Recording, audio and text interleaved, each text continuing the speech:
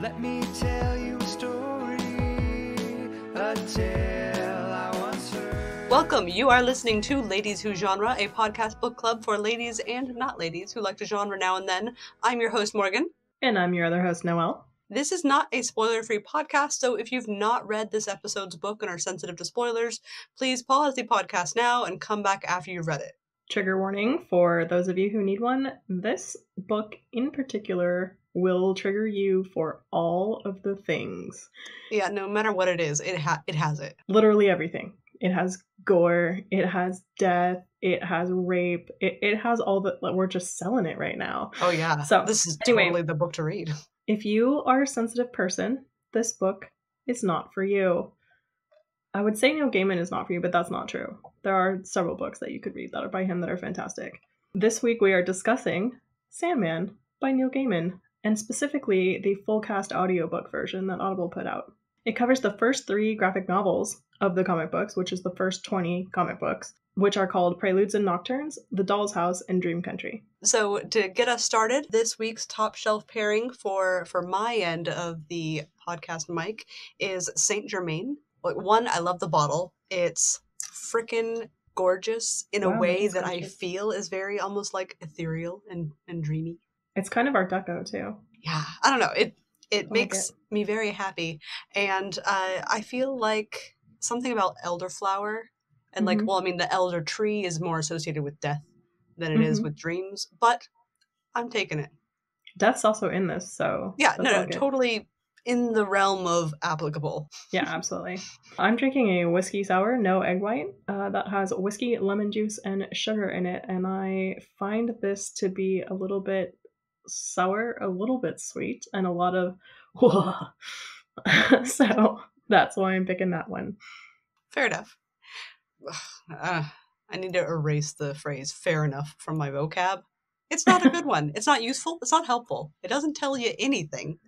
People always respond that to me when I don't understand why they're responding it to me. Yeah, I think it's kind of that need you have to continue the conversation, but you're not sure what to say. So you're like, yes, fair enough. Sometimes it's the need to have the last word. Fair enough. You should leave this in. All right, so how's stuff up where you are, Morgan? It is honestly pretty fantastic. I realize that our timeline on this and versus actual real life is completely wonky because it takes months for these to actually come out. But I am working the last week of my job, which is so hype, so excited. It's going to be so good. It's not like you don't have a job though. Oh yeah, no, I still have gainful employment. Yeah. Just I'm leaving one job in order to focus more fully on the other. Yeah. Stuff down here is like super, super cold. Like it went from it was literally 90 degrees 2 weeks ago. And then like literally one day it went 90 degrees and the next day it was like 54 degrees out. It was crazy. We all just went, brr. So I got out my Monster hoodie and I've been wearing that around. My Monster hoodie has spikes up the back and all sorts of, and a funny face on it. It's super cute. Is it like a dinosaur? Yeah, kind of. I mean, I'll put it on for you as soon as it gets cold. My husband has also been heating this house to high heaven, and I'm in the upstairs, so I am currently sweating balls. Nice. Nice. Toit. All right, so we normally read you the opening line of the book. This one required more than one line because it's sort of an ongoing run-on thought. Gods come and gods go. Mortals flicker and flash and fade. Worlds don't last. Stars and galaxies are transient, fleeting things that twinkle like fireflies and vanish into the cold and dust. But when the first living thing drew breath, he was there, waiting, with his siblings, the endless.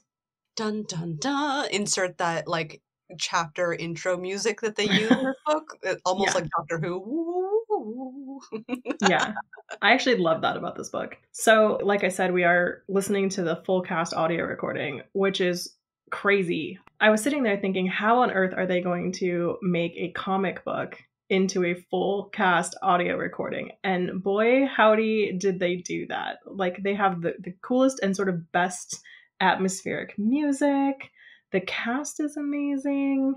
They have Neil Gaiman come in and read as the narrator. So like anything you can't get out of context, because I mean, there's a lot of stuff you can just get out of context. Like when people are typing a letter, you hear like, you know, the typing sounds of a typewriter in the background. So you can get a lot, but he comes and reads, and he like reads his notes that he would have given to the person who was drawing it to you, so you can get the context of what's going on in the scene. It's amazing. It's like listening to an old-timey radio drama, but better. Yeah, it was very, very cool. I also was not sure how it was going to happen. And to be honest, it wasn't until I think like 4 or 5 chapters in when I had recognized enough like specific phrases, like bits of dialogue and things, that I was like, how much is this directly from the book versus like the story, but, you know, altered to fit? And upon opening up my books to look and check, it's essentially a word for word reading, which, I mean, that shows how well the writing of the original comic books does the work of conveying the story. There's only so much of it that's actually conveyed via the images. Yeah, I was listening to an interview about this, and one of the things that Neil said was that he wanted to make this story accessible to people who cannot connect with audio or with comic books, like there's people who just aren't into it. They just don't get the graphic medium, and that's totally cool. Or for people who are blind, who can't see visually comic books. He wanted to be able to give that experience to people who would not otherwise be able to get into that story because of the medium that it was first in. And I thought that, wow, that's really a thoughtful thing to do. But it's very cool how it was done. Yeah.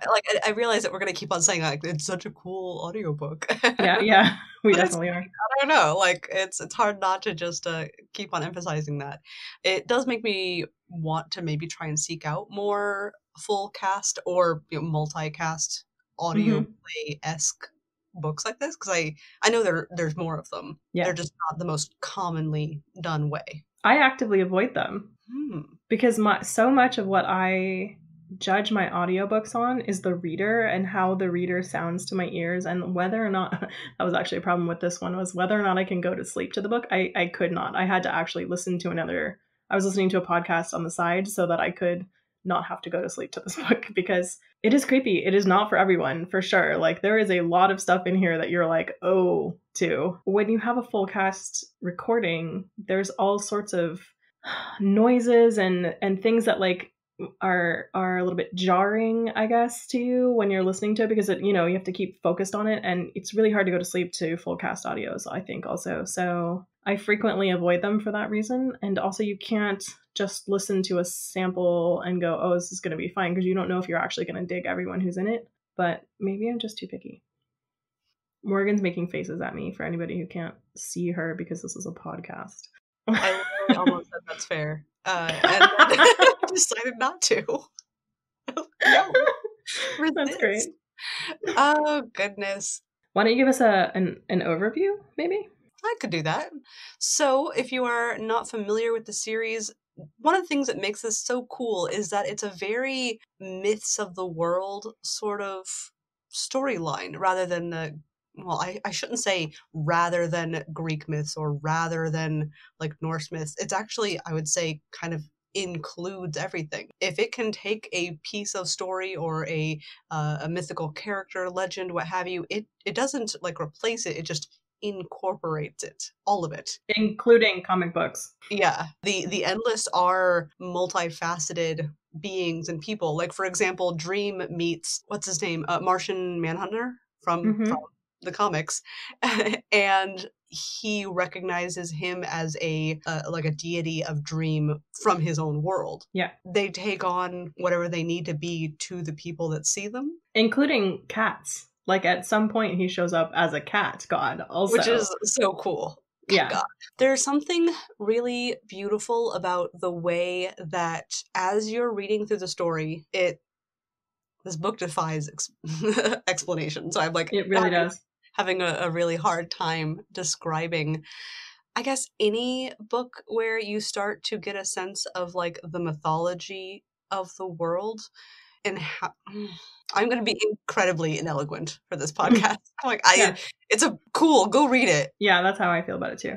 Gaiman's really famous for that, though. Like, he's very famous for taking different mythologies and mashing them up. Like American Gods is that also. Like there's a whole bunch of things that he's written where he doesn't stick to one pantheon and he doesn't stick to one genre even. Like there are myths, there are gods, there are monsters, there are comic book characters in this. Like there's all kinds of things, and as far as Gaiman is concerned, they're all fair Gaiman. I'm so funny. So the story itself, I got kind of wrapped up in like, oh, this overall entire series. Let me take a step back. Let's just start with the opening. Yeah. We have this sort of like cult-like house of people that are, they've set this up, they're doing some sort of ritual, a portal opens, a figure appears, and then they realize that instead of capturing death, which was their intent, they wanted to, like, I think, stop death for all of humanity. Yeah, no one died. And unfortunately, or fortunately, both, they got the wrong one. They got Dream, which is naked for some reason. Did they ever say why? No, I don't think they did. Oh no, they took all of his stuff from him. Okay. They took his 3 items, because he has those 3 items of power, and then they took all of his clothes and they put him in there naked. Because I think they didn't want to give him anything that he could possibly use to get out. So he's in this glass like bubble, basically, for like 100 years. It was from 1916 to 1988. Okay. Coincidentally, right before this first book was published in 1989. I think in 89. Which I think it's fun, and I think it's not something that's terribly unusual for a lot of books, is to publish, oh yeah, this is from around the time that I happen to be alive and writing it. Here you go. Yeah. This is Gaiman's first foray into comics. It's the thing that made him the most famous. The only thing I think that he wrote before this was a journalistic book about, was it Depeche Mode? Like, I've definitely not read it. I don't even remember what it was, but it was like a journal. I think it was Depeche Mode. It was a journalistic book, and just like following the band around or whatever. But he decided he wanted to write a comic book, and DC said, "Cool, but we don't want to give you like a well-known Batman like character. So why don't you pick from this pantheon of characters we have that like nobody's touched in the last 30, 40 years, and see if you can like reinvent them." And so Gaiman was like, yeah, okay. And he picked the Sandman, who sort of wore a weird, like, hybrid World War I gas mask situation and was a totally different character, essentially. And he turned him into Dream of the Endless. Something important to know, which they don't actually completely tell you, even in any of 3 of these books, is that Morpheus, his name is Morpheus also, he has brothers and sisters, and they all are different aspects of humanity, I would say. So I think the ones that you meet are Death and Desire, but they do talk about the other ones. They talk about Destiny, Despair, Destruction, and Delight, or Delirium. In this audio novel, they do meet Despair, because Desire is talking to Despair. Oh yeah, you're right. And then Destiny is talking mentioned. I think he's like, doesn't he talk to Immortal for a moment? And like, he's looking through his book and how he's like reluctant to turn to the next chapter of Dream's story because it's been such a rough. Yeah, I do think that was mentioned. Yeah. I think it was near the beginning, but just very briefly, like there's a conversation where he's talking to somebody or thinking out loud as he looks at his like tome of all of the history of everything. Yeah, I guess you're right. Maybe we just don't meet Delirium. There's no Delirium or Delight. There's no Destruction. Yes. Yeah. There's a lot of characters. We just only get so many because this is the first 6th, 5th, something like that. He said it's 1/6 of what they're going to do. So there are 75 graphic novels. This is the first 20 of them. But there's also a prequel called Overture, which takes place before, I think, he gets trapped in the bubble, but was written last. And it was actually written very recently, like I think 3 or 4 years ago. So you can get that in a graphic novel as well now. Part of what makes it so cool and is such a really awesome world building moment is that they show that once he has been trapped, he's no longer connected to the dreaming. He's no longer making dreams and sleep regulate the way they should for all of mortal kind. because he's cut off from it in this little glass bubble. And so like they show all these like little tiny momentary glimpses into other people's lives. Some people who can never fall asleep again and are in like a waking nightmare of, can you imagine? Like if you couldn't sleep ever, you're still tired. Yeah. But you just can't. I had insomnia for, I think, 2.5 years. And it is like, there's a line in Fight Club where they say it's like you make a copy of a copy of a copy of a copy. And that is what life is like when you have insomnia. Yeah. And then they have people who fall asleep and just don't wake up. Yeah, and actually some of those people that they talk about come back in later books. That is one of the things about this that I thought was so cool, was when I read these as comic books. First of all, I read some of them as they were coming out because I am old enough to have that happen. And the first ones of them I was a little bit too young for, but I did collect them all and I read them in comic book format. So, not graphic novel. And I got them when I could get them. And one of the things I didn't realize at the time was how connected all of these stories actually are to one another. Even tangentially, they are connected. And this format somehow, I mean, I've even read them all through again, straight through, because I have like every edition of this series that there is, including these gigantic omnibus versions of them. So one of the things I didn't realize was how connected everybody is. And somehow this audio play version of it really brought home, these people cross over like way more than I thought that they did. So like someone you just see sleeping in their bed who can't wake up becomes a major character later on in the story. And you're like, oh, wait a minute, these people are connected somehow. It was actually like very enlightening. And it was one of the things that made this format so cool to me, because I didn't know that I could get more out of these stories than I already had. And I got a lot more. Which is so good. Like I was fortunate in that I read them in a more, back-to-back way. I read them as graphic novels. I had the opportunity to read maybe not all of them, but a huge chunk of them, kind of just bam, bam, bam, bam, bam. Straight through, yeah. Mm-hmm. Yeah.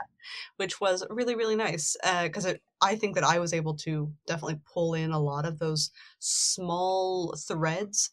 That giant whiteboard with all the papers and a bunch of red thread going over it, that is kind of what this is. So this first chapter or episode of the book, he does eventually escape and realizes that he needs to get his 3 missing items: a bag of dust, a ruby, and a helmet, which he'll be doing over the next few bits of this. Yeah, so he goes on to, in the next sections, to find these things. So he first goes and gets his bag of dust, is that correct? Yeah, from John Constantine. From John Constantine. Was so cool. I love that you can recognize characters from various things. It's neat. Well, also, the reason that Constantine got its own book, and the reason that Lucifer got its own book and then became a hit television show, is because of Neil Gaiman putting them into these comic books, because the artists who drew them in here went on to draw the books for DC.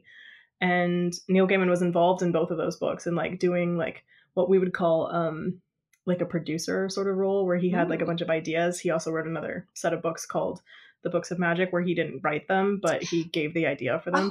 Oh, that is interesting. So I love The Books of Magic. Like I think it's fuzzy to remember and be sure, but I suspect I actually might have had those first. Yeah, that's like a little bit of more of a dark Harry Potter kind of story. Yeah, which totally into, but written way before Harry Potter. Tangentially, I collect original comic book art. Morgan can see some of it in the wall behind me. And I happen to have a whole bunch of Constantine, Lucifer, and Books of Magic pages. They are done largely by one of my very favorite artists, Peter Gross. So I'm really pumped when I see those out there in the world, and I have a big portfolio full of them. So like all of these spin-offs to Sandman basically happened because he just flyby put them into these books here and there. They're not even really in the book for very long. So all right, so cool. It is cool. So he's got his pouch, right? So then he goes on to Hell to go see Lucifer. He goes to get his helmet, which again is like a modified World War I gas mask. I don't know, it looks like it looks very alien. Yeah, or like in Doctor Who, they had those guys, what are they called? The nude? Something like, I don't know. They basically hold a little ball, but they have like a long yes. trunky thing. Oh my gosh. He kind of looks like that. Yeah, it's a helmet with a weird trunk on the front. Yeah. He looks like a little elephant alien. World War I baby. I don't know. So, and then he has to go get his ruby necklace, in which most of his power is stored and someone else has. Dun, dun, dun.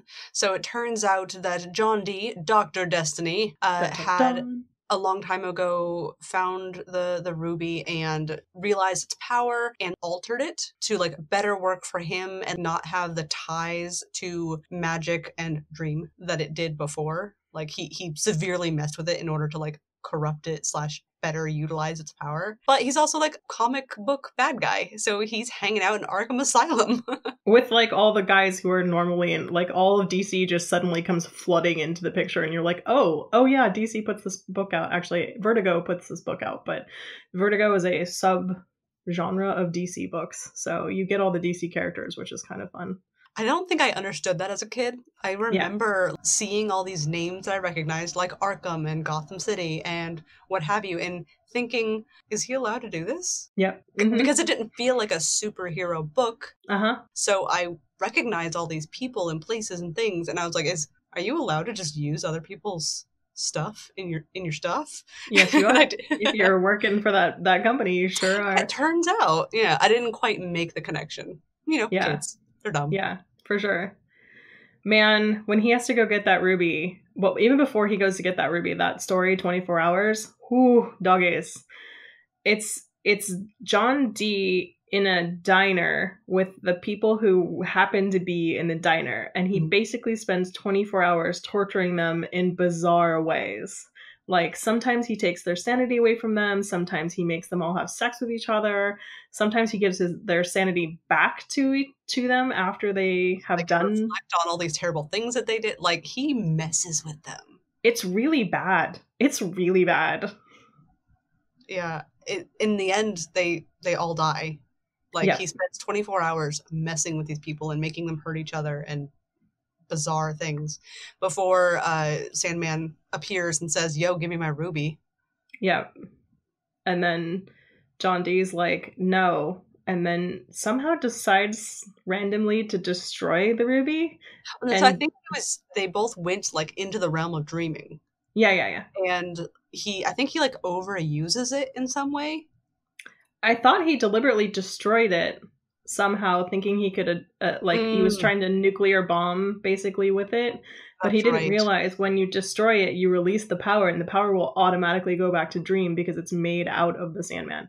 Okay, so that's another thing is Morpheus, Sandman, and Dream are all the same person, including a whole bunch of other names. So if we refer to this guy as all of these three things, that's so if you're totally confused, they're all the same because person. He is all things. All he things Dream. Yes. Man, and meanwhile, the dreaming got, like, hosed. It was completely destroyed. His castle was destroyed. There was people missing from the dreaming, and they had wandered out to do other things, which is, they will, of course, come up later. But meanwhile, he's got to, like, figure out how to get enough power back in order to, like, rebuild the dreaming and his castle and, like, get everybody back on track and having good sleep cycles and whatever, because you know, he is a function as well as a thing and a person and whatever, but he's a function. And if human beings don't dream, we go crazy. So in order to keep the planet safe, we need the Sandman doing his job. And when he wasn't doing it for quite a while, that's a mess. So he's got to figure out how to get everybody back on track at this point. Yeah, clean up all the messes that have kind of occurred in his absence, which is, I mean, to some extent, the whole rest of this series, this story, is little bits and bobs and some, I don't know that we really talked necessarily about the overall structure of this book, which is, if you're not familiar with comic books, you know, as we've kind of discussed a little bit, it's a bunch of very small stories that in print form are then put together in like little batches of like 5 to 10 or so. Yeah, usually they run about 7 or 8 is the normal. Yeah. And then they've done the exact same thing for the audio, since they've basically word for word taken the script and put it in the audio. But that does mean that the stories don't immediately make sense how they relate to each other. Yep. You got to think about them as like television series, and each graphic novel is a season in the series. So usually that has a cohesive sort of story arc to it, or the arc is that there is no arc. Like the third set of books in this is just separate, disparate stories, but it's all of those are collected together, and then they will move on to another like story arc.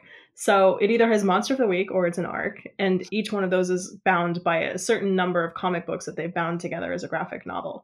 So yeah, I would say Gaiman can be kind of confusing that way because he just dumps you into a story and you have to just pick it up as you go. But I remember even the first time I read this, like, I didn't understand that they were all that connected to each other because I didn't understand how wasn't getting them in graphic novel format. I was getting them monthly. And when you have 22 pages a month and the story is 8 months long, you forget the details from the first ones. And I was young enough to not just go back and read them again. Yeah, it's a weird thing, but once you get used to the cadence of it, it becomes like, oh, okay, I get what's going on. So it just takes a minute to like adjust to comic book format, especially when read as an audiobook. Yeah. And I suppose, to be fair, there are definitely completely conventional books where you have one setting with characters doing a thing and you get a little bit of plot, and then a chapter pops up where it's a place and people and everything that you're not familiar with at all, and you're like, what is going on? And it's because the author's doing a thing, right? Like Rage of Dragons. But to be honest, a lot of books will have characters that start out separate and then meet up later on in the for book, sure. and you don't realize, so you're following kind of multiple plot threads until every Da Vinci Code book, which I suppose is actually exactly what this is doing. It's introducing a lot of plot bites and then eventually mushing them together into a delicious salad. And sometimes they don't mush. Sometimes, especially Gaiman does this, where sometimes he just shows you something for atmosphere. What you get is like a small chunk of someone's story, and you won't see them again. And the thing about Gaiman is you don't know which ones are important and which ones aren't, which I kind of actually respect that in an author, of just like, here's some information, good luck with that, bye. Yeah, some of it's pure world building. Yeah. Here's a story that is true about this world that you're reading, and it just might not relate to other bits of truth you've received. Yeah. All right, so that first whole section is the first graphic novel, and that's Dream getting caught in a bubble, and then getting out of the bubble, and then going to get his stuff back. That's the first, I think, 7 or 8 of these guys. The second graphic novel is about this girl named Rose Walker, who is the granddaughter of one of the people who's that woman who was sleeping forever. She actually got essentially raped, impregnated, and had a baby all while she was asleep, because she was asleep for 72 years or whatever. And so Rose Walker is her granddaughter. The mom of Rose Walker was the baby that was born, and then she had a kid in that amount of time. And it turns out that the dreaming has these things called a vortex, and they happen like once in an age. And the vortex is there as like a countermeasure to the dreaming, and it tries to destroy the dreaming. And it should have been the person who was sleeping, but since she was sleeping, that couldn't happen. So it got passed genetically down and is now this girl, Rose Walker. But she has no idea. She just gets this, her mom actually gets this note that says, come meet your mom, because this woman thought she had a mom, but that wasn't really her mom. She was adopted, apparently. And so she was like, what? So she gets flown to England with her granddaughter, and she meets this very rich old lady in this really big house and gets told that that's her mom, and Rose gets told that that's her grandma. The mom stays with the grandmother because the grandmother is dying, and Rose somehow decides, like, randomly to go to Florida. Yeah. I don't know what, where, how, why. Yeah, it's not super well broken down, like, how they got from point A to point B, but essentially they find out about their, like, genetic past, and then Rose decides that she needs to go find her brother, which I'm like, why didn't you decide to find him sooner? Yeah, maybe she just wants to show him the grandmother. I don't know. It's bizarre. She gets told that she has, a brother, and then she goes to find him in Florida, and she goes to stay at this house, and this house coincidentally looks exactly like a doll's house that was at the grandmother's estate. And in this house is a variety of bizarre characters, of which she meets one. And with this one person, she goes on this road trip to go find her brother. And it didn't seem like it seemed like they were just gonna go out and get him, but it ended up being kind of a road trip. I don't know, because they end up at a hotel, and each book kind of has like a moderately famous story from Sandman in it, and this one is in this book, and it is the serial killer convention. So the serial killers have rented out. Neil told a story about this one time, that I was at a comic book convention, and he was talking about it, where he just thought one day, I wonder if these people have conventions, and so he decided to write a comic book about it. So the serial killers are having a convention where they discuss very amusing things, and the whole hotel is supposed to be locked out for them. Like no one else can come, because the serial killers, like the people who are running the thing, know that, you know, you shouldn't, as they put it, shit where you eat. So they didn't want to give anybody the opportunity to, like, you know, serial kill any other hotel guests. But Rose Walker is going through with this other dude, and wants and needs to stay somewhere, and so she talks the front desk guy into letting her stay in this hotel. So this is how these two stories sort of overlap, that she's in the hotel with the serial killer convention. Meanwhile, that story is absolutely like, I think there's a lot of people who tell me that they find that story really disturbing, and I think it's hysterical. I think it's so funny. Like, imagine going to a serial killer convention, or like, what are the other things that are weird that could have a convention around? I think literally anything. Like, I think dentists have a convention. Yeah. Any job ever. But it's not a job. I mean, I guess to Neil Gaiman, maybe serial killers is a job. Or any hobby. I mean, like comic book conventions, of course, and like anime and different like movie Harry Potter convention. Like all the if you love a thing, there's gonna be a convention out there for it. I bet you gardening has its own. Bird watching probably has one. If you want me to keep naming weird ones, I'll keep trying. All right, I'll sit here. Find one as cool as serial killers go. As cool as serial killers? By whose metric, madame? Neil Gaiman's. Oh, you know what? Oh, I was going to say, I bet you there's a video editing convention, and then I realized, yes, there is. Of course there is. VidCon. Yeah. Yeah. Anyway, I think it's really funny because the whole thing is just kind of a gag that Neil thought would be hysterical, so that he could sit there and try to think about, because he goes to so many comic book conventions, so he was trying to think about what the panels would be at a serial killer convention, like, you know, cleaning your equipment, how to, kind of funny, like, things that would make people who are still serial killers sit in a convention and be like, wow, I never thought about that. That's awesome. Hey, can I get your autograph?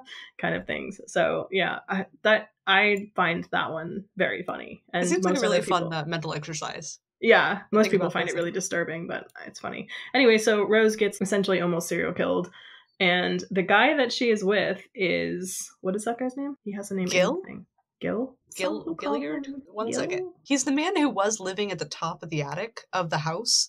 Like, he was like the weird man who for a while like would only kind of shout through his door. Yeah. But somehow come out. He shows up to go on this road trip with Rose, and Rose is like, wait, what? Why? Okay, sure. And then just gets in the car with him. I'm like, you have not been taught. This is definitely late 80s. Gilbert, yes. Yeah, Gilbert. But that's not who he really is. Dun dun dun. Dun dun dun. Plot twist. Yeah. He is one of the dreaming. And one of the missing ones. That's right. Yeah. Isn't he the place? Yeah, isn't that weird? He's a person, but I guess in the same way maybe that Dream is a person, but also like an entire ineffable concept. Yeah. He's Fiddler's Green. Fiddler's Green, yeah. Isn't that like, that's a dream place, right? Yeah. It's also like, I think there is an actual Fiddler's Green in England. There's a lot of like Britishness in this as well. So he at some point tells Rose, like, if you ever need help, call Morpheus's name and he will come help you. And then he's randomly missing, and you don't really find out like why he's missing. He's just gone during this whole like potential serial killer incident. And so Rose calls Morpheus to come help her.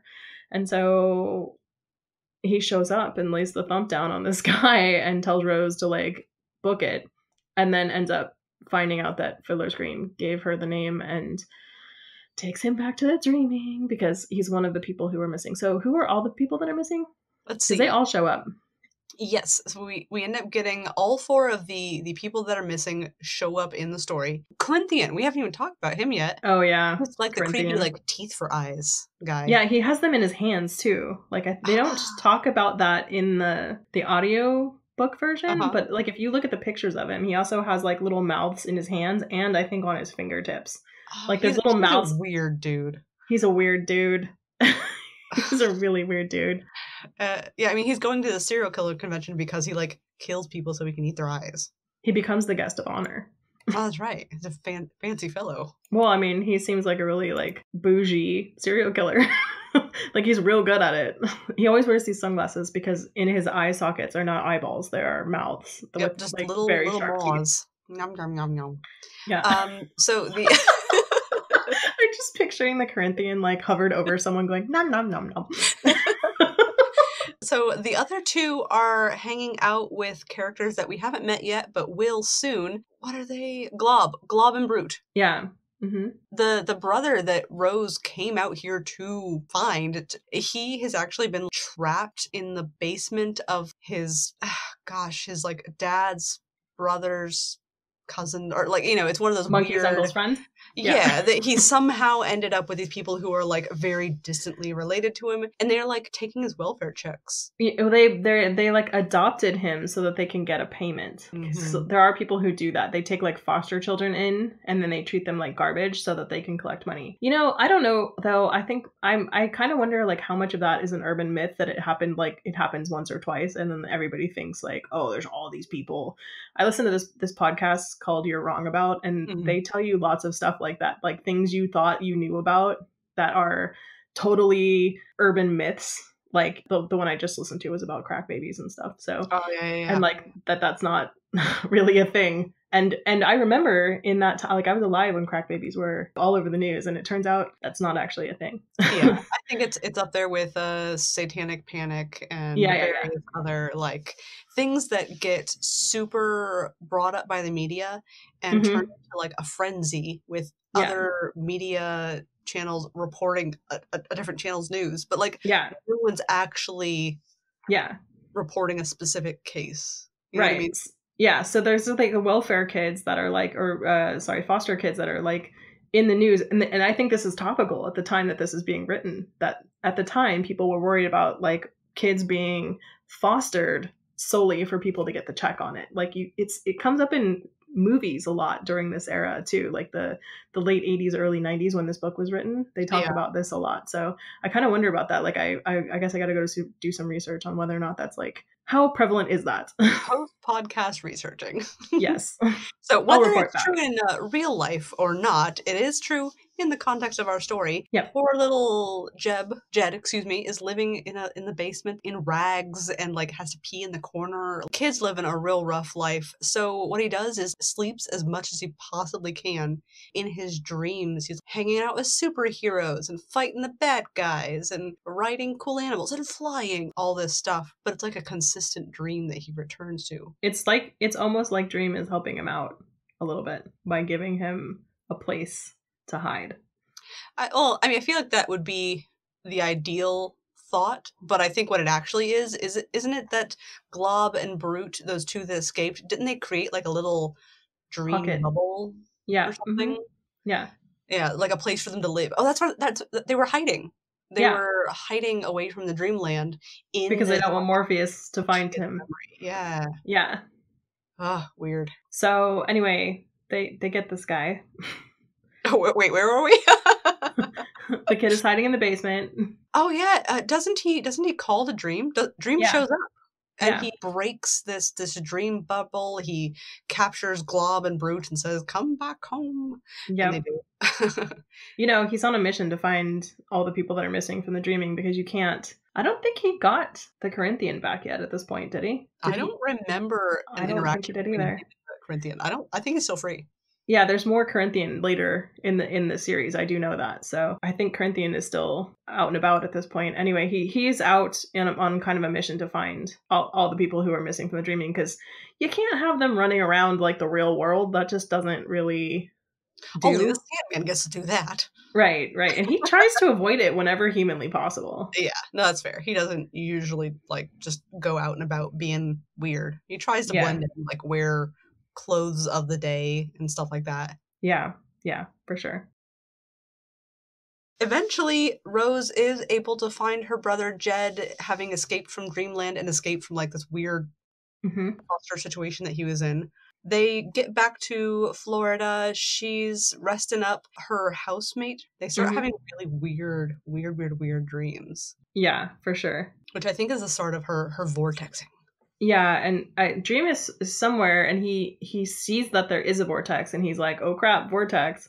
And then he figures out who and what and where it is, and finds Rose again, because he had already met her and and told her to get going. And then he's like, oh, hold up a second, this is her. So then he basically, like, ends up snagging her and saying, okay, so gotta kill you. Gotta do it. He's like, it's really nothing personal. I don't really want to do this, but, like, you will destroy all of the dreaming. Meanwhile, grandmother is back in England with mom. Grandmother is dying. And she is, like, the equivalent of a 17-year-old mentally, right? Because she fell asleep when she's, like, 17. So she's emotionally, like, not. Like, she really wants her mommy at this point.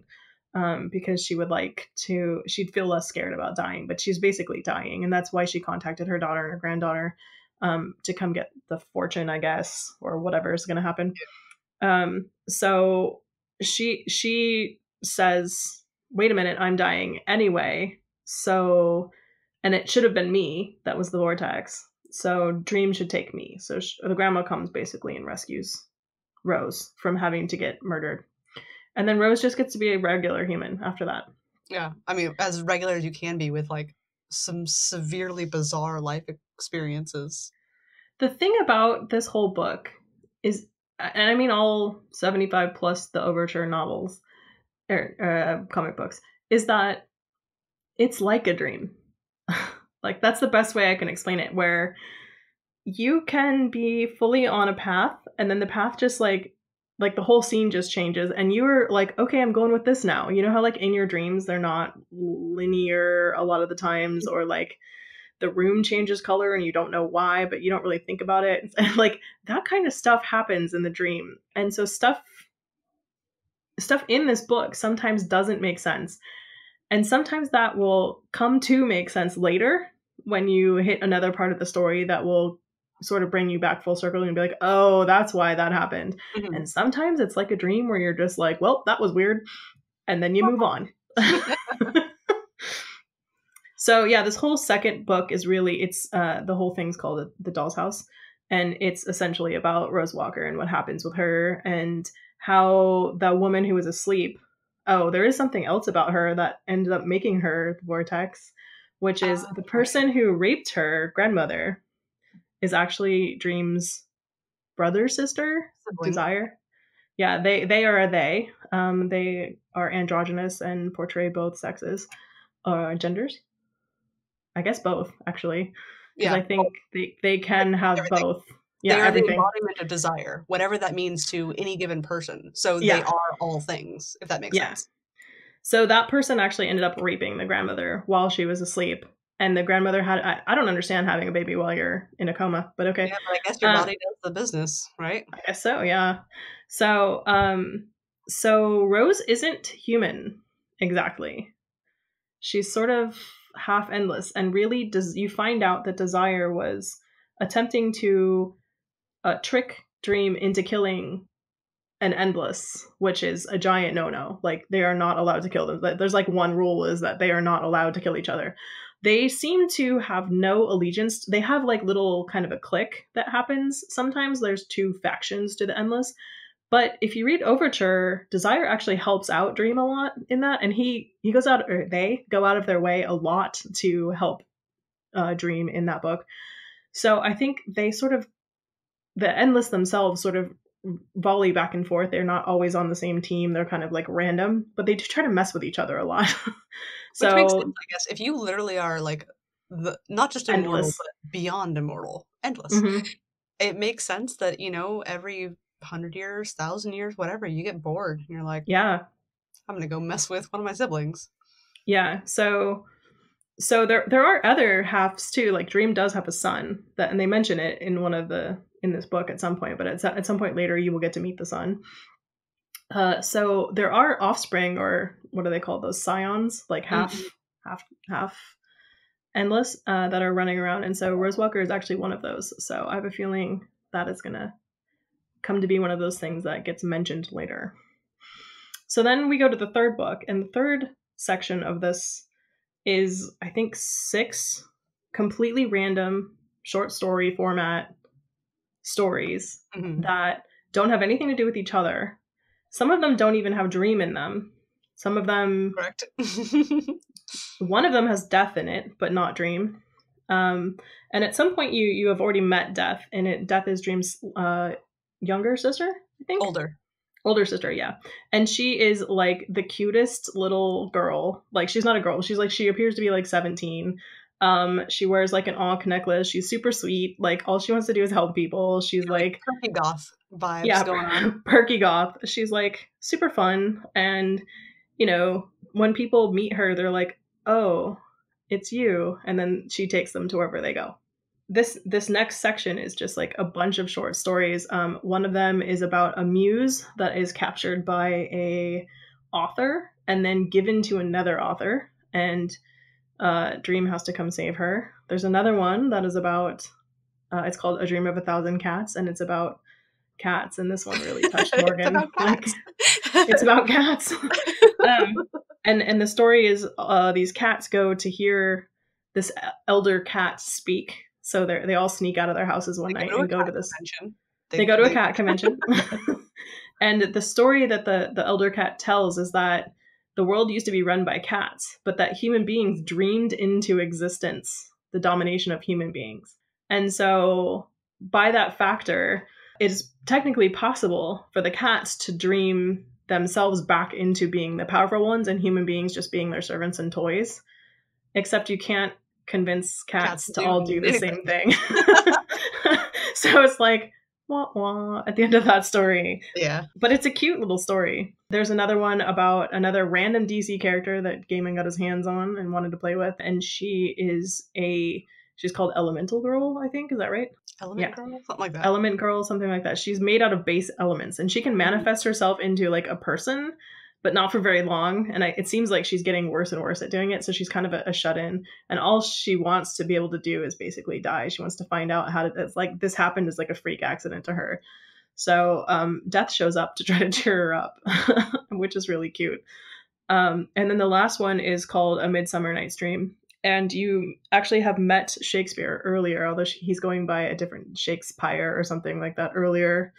I think one of the stories, because canonically, in real life, I think that there are multiple documented spellings for his name. Yeah. So I think playing off that. So I was watching a thing on Shakespeare before, and it said that he actually only spelled his name the same way twice ever. And the reason we spell it the way we do is because that one way that he spelled it twice in his entire life is that way. But there's like some weird, like 37 different documented ways that he signed his own name, because they only have that many documents, like houses he's owned or tax forms he had to sign or like whatever. There's only a certain number of like evidential cases of him writing his own name down. And including like on his own plays, which I find very funny. Anyway, so earlier in the story, you had met this dude who Dream is letting live forever for whatever reason. And I don't know how he's in charge of that, because like he's not Death. So it's Dream and Death are meeting each other, like they're hanging out in a random tavern bar thing in like the 1300s. It's not just Dream. Death is there as well. And they are chatting, and they overhear Hob, I think is his name. Yep, Hob at the beginning. He's like loudly at the bar, just kind of ranting about how like death is a sham. Like if you just don't believe you won't die, then you won't die. It'll be fine. And I think Dream and Death are like, oh really? Yeah. So they let this guy live for a really long time, and Dream had been meeting up with him every 100 years to hear how his life was going, basically. But in the background of that story, you see William Shakespeare sitting in the corner. And at that time, Morpheus went off to talk to him. And you find out in this last one that Morpheus made a deal with Shakespeare to give him inspiration, basically. And in return, Shakespeare would write 2 plays for him, one at the beginning of his career and one at the end. And the one at the beginning is A Midsummer Night's Dream. And it's he wanted that story specifically to keep the world of fairy alive in human imagination, because he knew that these stories would live forever as long as William Shakespeare wrote them. And he wanted to make sure, as like a favor to fairy, which he's not part of, but he's like a peer welcome of guest, maybe a welcome guest. Yeah, like they're like sort of peers, but he wanted to do them a favor and make sure that they never got forgotten, because the second that they get forgotten, they cease to exist. And so, because human beings' minds, I guess, make all gods and monsters live. So he commissioned this. And then there's another one that's going to happen later in the series, which I believe is The Tempest, which is like what Shakespeare writes at the end of his existence for Dream. And they're like both commissioned specifically, like this particular story needs to get written. Mm-hmm. So, and he invites fairy to come watch them get a play made about themselves, which is very amusing. Yeah, and I think that they are like appropriately amused. They're like, some different fairy folk are making fun of each other, like, "Hey, Puck, that's you."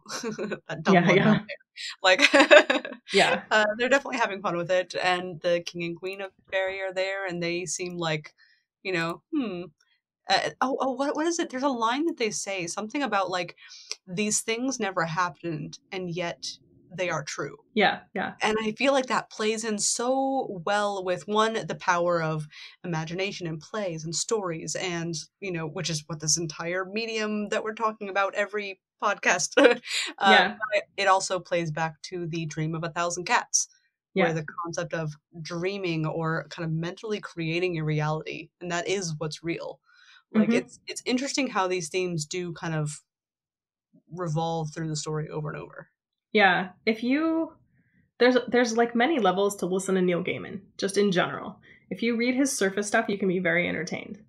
If you take what you're reading and think about it a little bit deeper, you can get a lot out of the things that he says. And he says the same thing in almost every book, which is, what is in your head is the only thing that matters.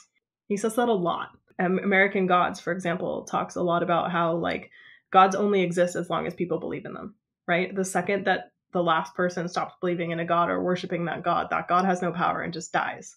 Mm-hmm. And so gods are constantly trying to do things in order to get humans to believe in them.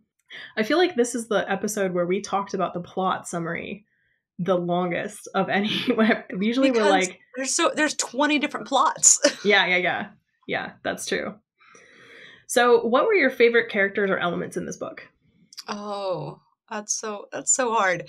I mean, I do love death. There is something very fun about, instead of your kind of traditional Grim Reaper sort of mental image, instead we have a kind of perky goth girl. And every time you see her interacting with characters that she's reaping as part of her duties as death, it's always in an incredibly, as kind as she can possibly do it.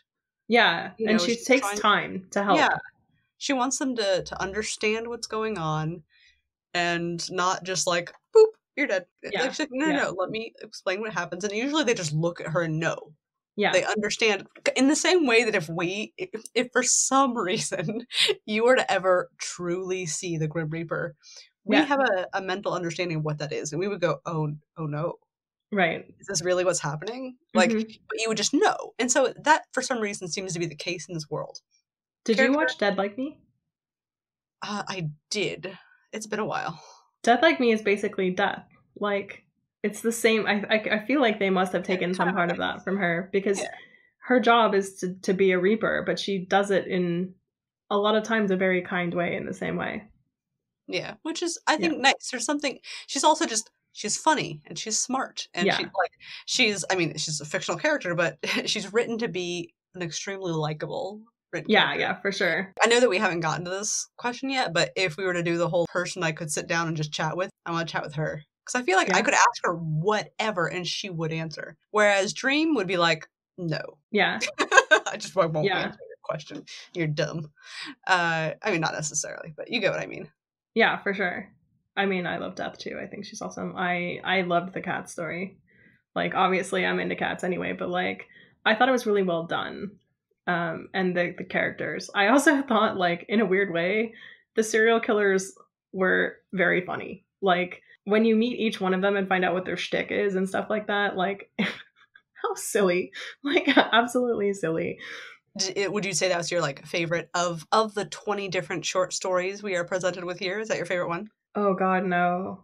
I liked that weird one in the desert in Africa with the... Yeah, I was actually going to say, like, we didn't talk about it because I think we were kind of wrapped up in things that related to each other more. Yeah. And if I recall, the story does relate later on. Yeah. But in the context of this specific audiobook, it's just like a one-off. Yeah. Well, no, because earlier in the book, Dream had been talking about his wife or girlfriend, Nadia? Something? Nada. Yeah. So Dream had been talking about her earlier, and then they tell the story in which she appears. Mm-hmm, mm-hmm. But I believe that she's featured more. Yeah. Future books that are not included. She's like a former lover of his, basically. Mm-hmm. Oh, like one time. Yeah. One time lover. But that is a very cool story, and the way that it's told, because it's like an old man telling his grandson, like, this ancient story that I will tell you once, and someday, hopefully, when you're old enough, you will tell your son or grandson. Like, it's an interesting. And you must tell it once. You must hear it once, and you must tell it only once, and you must tell it word for word. So you're like, oh, that's a lot of pressure. Like, I don't know if I'd remember that word for word like 60 years later. But it's interesting to hear the story. And in the comic, I feel like I remember it being visually cool. Mm-hmm. Like, because Sandman is so different. He's a different thing to each person who sees him. Yeah. Absolutely. I don't know. They're all of the story. I just love being in Neil Gaiman's head. Like, basically, this is just like fleeting, flicking dreams of Neil Gaiman's brain, and I love it. I also I have heard him in person because he used to come to San Francisco and the Bay Area a lot. Like, one year we saw him literally 5 times in 1 year because he was at Comic-Con, and then he came up here, I think 4 times in 1 year. And so I've heard him speak enough that even if I just read his stuff, I can hear his voice. Nice. He has the most soothing voice. Oh, so good. People tell me that, and I'm like, no. Neil Gaiman has the most soothing voice. Do you have what was your... Oh, go ahead. No, you go ahead. I was going to say, did you have a place in the story that you would like to visit? There are a lot of places. There are a lot of places. There's a lot of places. You just want to look around there? No, there are a lot of places I wouldn't want to go for sure.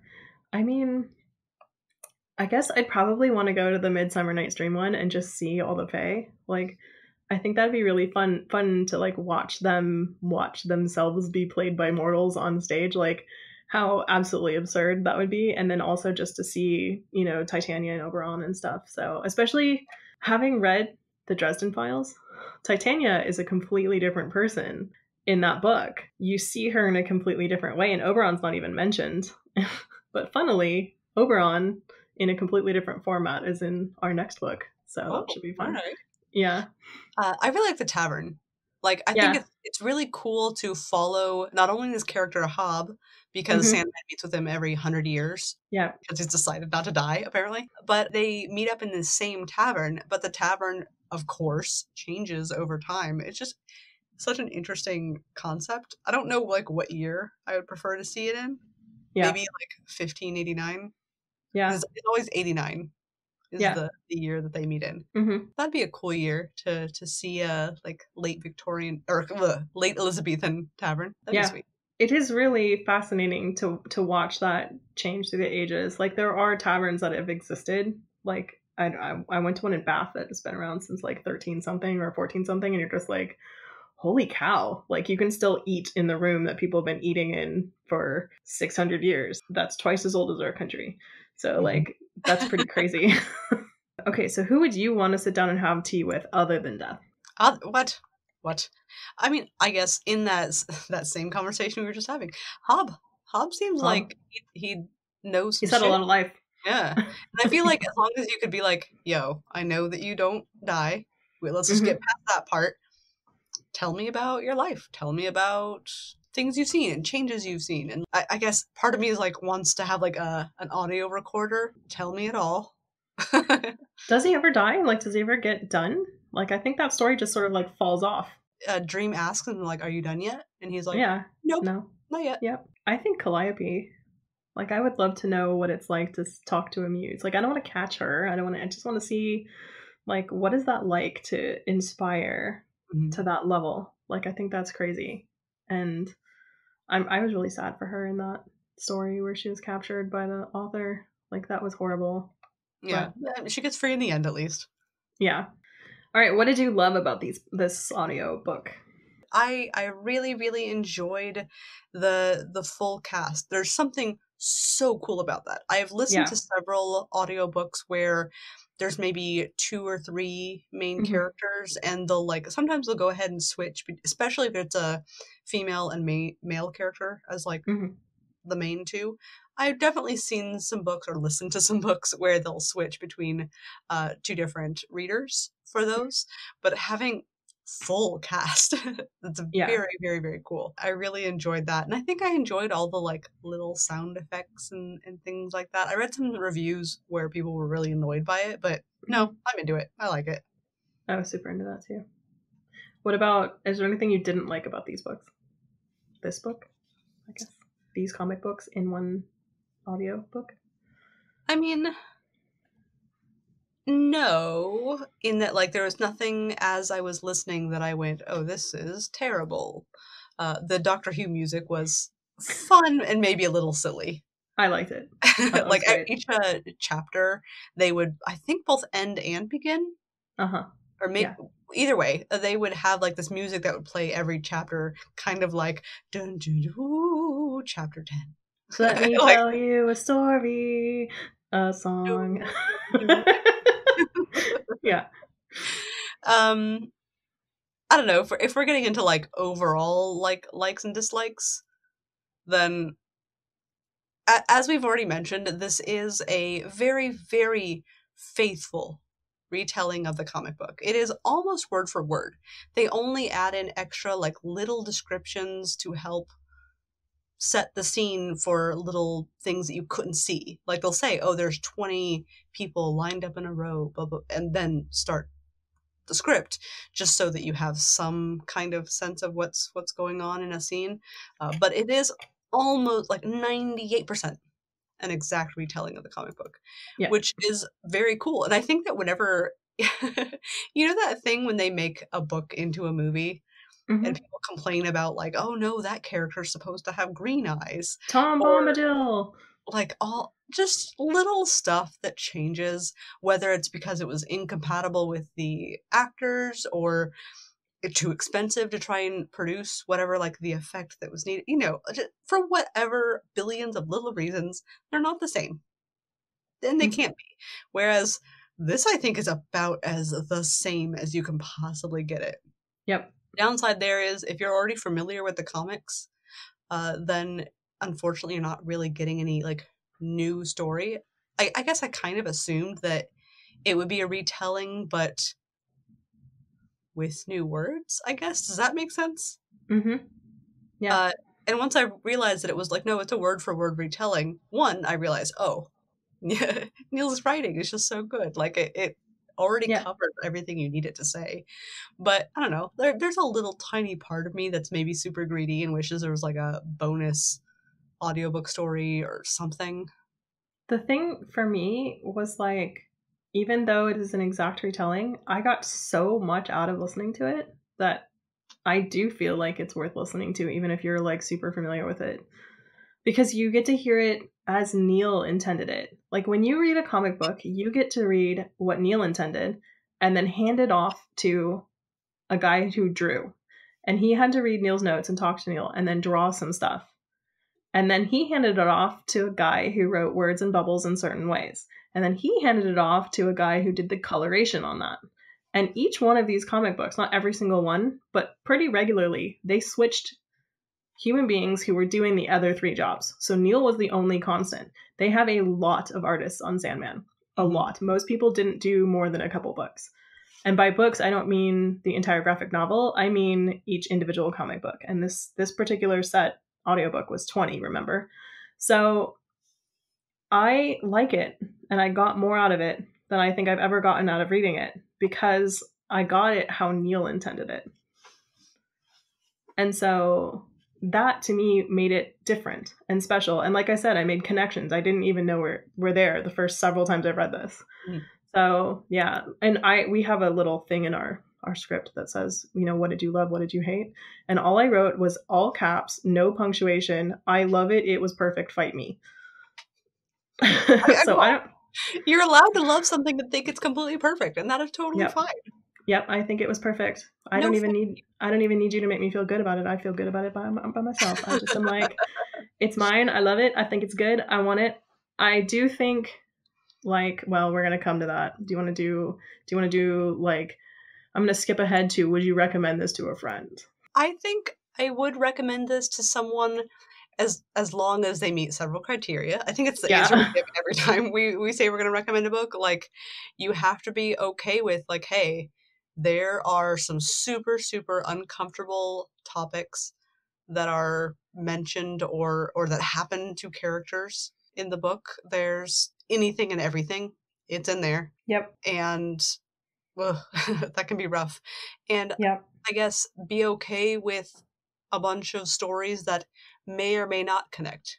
For the most part, they connect. But it's easy when you're starting out the book to be like, I don't understand what is going on. And if you're like easily discouraged, that could be a problem. One thing I do totally recommend, if it is an available option to you, if you can like read the comic book and listen to the story, that is super cool. I did that for a couple chapters, mostly because at first I was just checking, like, wait a second, is this a word for word? And so I was reading along as the audiobook was playing and realized, yes, it is totally word for word.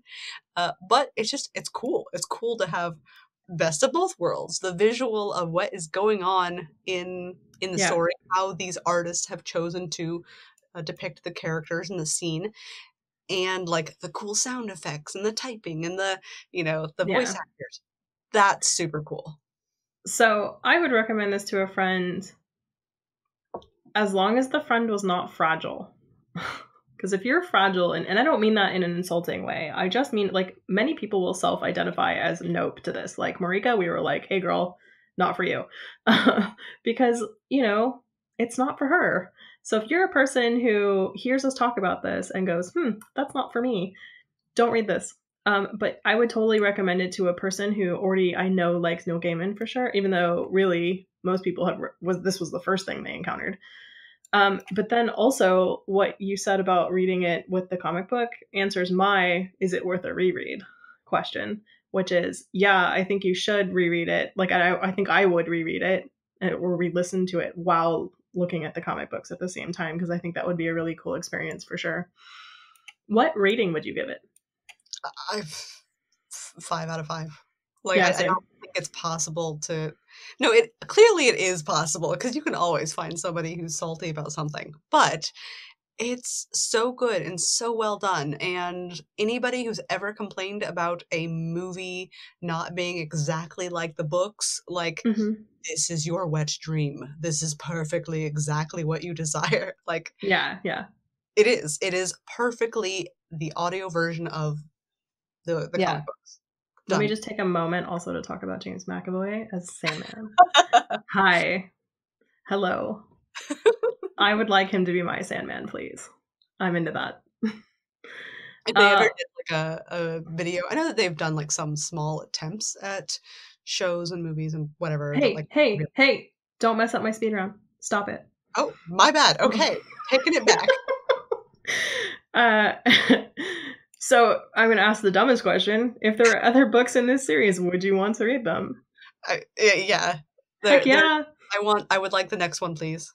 If Audible drops the ball on this and does not make that happen, I am going to freak out. Like, I want to start writing letters right now and be like, hey, make sure you're on that. Hey, you remember that thing you guys did with the Sandman thing? Yeah, could you get another one of those going immediately, please? Thanks. I need that. Now, please. Yeah. I'm going to, like, George R.R. Martin this all over the place. All right, since you want to do it, let's do speed round. All right. Okay. If this book had a theme song, what would it be? Let me tell you a story. There's an obvious answer here. Mr. Sandman. Mr. Sandman. Yeah. Oh God, what was that one MASH song? I don't know why. Like from the TV show MASH? Yeah. I was looking it up recently, and I can't remember why, but the suicide is painless. Mm-hmm. Like, something about the very macabre feeling of that. But it jibes well with the story. It does, yeah. All right. If this were made into a movie, who would you cast as Dream and Death? All right, well. Oh, that is tough. So we mentioned that the narrator for Sandman is James, and he'd be okay, but I keep seeing him as like your baby Professor X, and I realize you shouldn't typecast people into roles that they've done, but I think of him as the guy from Split, man. Well, fair enough. Have you seen that? It's so good. I have not. You should watch it. Oh my God, I'm the worst. You should watch it just for McAvoy being 20 different people. Like, it is amazing. Right. It is his entire, like, the way his blood vessels pop on his forehead changes from second to second depending on who he's playing. It's crazy. Weird. He's such a good actor. Split, the movie, yeah. Mm-hmm. Okay. Yeah. Also, there's a movie called Glass, which is in the same universe. So it's in the same universe as Unbroken, which is like that. What is his name? Bruce Willis movie from the 90s. There's a movie called Unbreakable. Sorry, and if you should watch that too. I mean, it's actually pretty good. And then Split is the next movie, and then Glass is the thing that brings them all together. So, all right. I mean, Split sounds interesting. I gather from your description and the name that it's about like a person with 20 split personalities. He actually has 21, but yeah. I think in Split he may perform like 14 of them, but in then Glass he does 20 of them or something like that. Like he's so good. Even if you don't like the story itself, like McAvoy is choice. Also, he's super ripped. Just saying. I feel like Benedict Cumberbatch, could play an interesting Sandman. I mean, I feel like Sandman's got a weird face. So the person who they had cast to be him and who got the farthest in ever making one, I think is my person, and it's JGL, Joseph Gordon-Levitt. 1 second. To the Googles. You will know him from Third Rock from the Sun, Inception. Also, if you ever wanted to look at a picture, he looks like Keanu Reeves and Heath Ledger had a baby and produced this kid. I will show you a picture of him split-faced with Heath Ledger, and it will trip you out. Okay, I'm looking, and so I now recognize who you're talking about. Mm-hmm. I don't see it, but that's okay. That's fair. That is fine. Oh, what's his name? The character who plays Sam in Supernatural, or the actor that plays the character Sam in Supernatural. I don't watch Supernatural because they did that. He's just super tall, very like angular facial features. Is that Misha Collins? No, Misha Collins is Castiel the Angel. Anyways, I feel like he could be a really interesting Sandman. Again, I gotta make up. That's half the battle there. For Death, I feel like Natalie Dormer could be kind of interesting. Oh, okay. Yeah. Or Padme. Natalie Portman? Yes. I feel like she could be a really sexy, like, gothed up. Zooey Deschanel. Yeah. No, that's fair. She'd be super cute. That is fair. If Dream were not a member of the Endless, just a normal dude, what job would he have? You should see Morgan's face, guys. Like, she is making the most foul, she smells poop. There is something odorous in her presence face that she's making at me. I can't imagine him doing anything. Like, he does what he does. He collects the dreams. That's not part of this game. I feel like he would want to work a job where he's alone or like doesn't depend on other people to do things. I don't know, like a lumberjack. Oh, something okay. nice and like solitude-esque. Yes. I feel like he'd appreciate that. I would give him a night job of some sort. Like a security guard? Yeah. If you could change anything about this book, what would it be? I mean, I know I said that it would be kind of nice to have an additional, like, sweet short story just for, like, fans who have, read this new thing, but I don't even know that I wish it was different. Maybe I just want more Neil content, and I'm not picky about where it is exactly. I would want them to make the next one faster. I think they said this one took a year to make, and that was pre-COVID, so might take a little bit long. Well, maybe not. I don't know. Depends. Yeah, if people are free, it might be actually easier now because people are more free and they can just go to a sound, like they don't have to be together to record. They can just record their lines. The question I always ask, 3 words to describe this book. Weird. Ineffable. Stealing from another Gaiman novel. Yeah, don't mind me. Twisted. Yeah. Not necessarily in bad ways, although also in totally bad ways. The story is bizarrely twisted with so many other different worlds and works of fiction. It's a really bizarre thing to experience. Yeah, for sure. Hey, Morgan. Yes? What are we reading next? Oh, we're going to be reading Hounded by Kevin Hearn.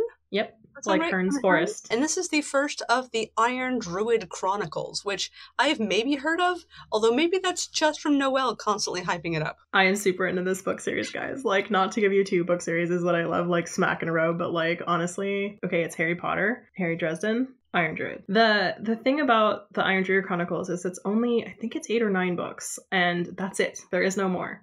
Because that's to a druid, then I think it's 8. The number 8 is actually like a significant number, so he just wrote 8 books, and they take place over a very long period of time, and that's totally kosher in this world, and they are very fun. They also have all the gods all together, like there's a reverent level of joy with godness, so it's totally up my street. I think you're gonna love it, Morgan. I look forward to it. It'll be fun. All right, I'd like to thank everybody for coming out to listen to our podcast again. I would like to give you homework as usual. First, to rate this book on your purchase platform. Also, to rate this podcast on wherever you listen to that. And then follow us on Instagram at ladieswhogenre.com, and that will let you know what's coming up and remind you about when we have our podcast coming out. See you guys later. Bye, guys.